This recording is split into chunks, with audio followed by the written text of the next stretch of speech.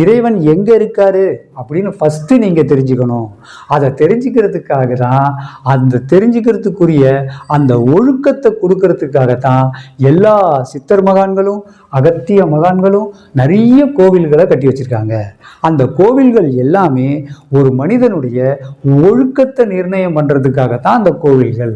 ஆனா கோவில்கள் மட்டுமே இறைவன் இருக்கக்கூடிய இடம் கிடையாது. இறைவன் எல்லா இடத்துலையும் வாசியா காத்தா நிறைஞ்சிருக்காரு. அதே மாதிரி நம்மளுடைய உடம்புக்குள்ளேயும் காத்தா வாசியா நிறைஞ்சிருக்காரு. அதனால நீங்க உங்க உடம்புக்குள்ள இருக்கக்கூடிய அந்த வாசியில தான் எப்பொழுதும் உங்களுடைய இறைவன் குடிகொண்டு இருக்காரு. அப்போ உங்களுடைய இறைவன் நீங்க சுவாசிக்கக்கூடிய அந்த சுவாசத்துல தான் எப்பொழுதும் குடிகொண்டிருக்காரு.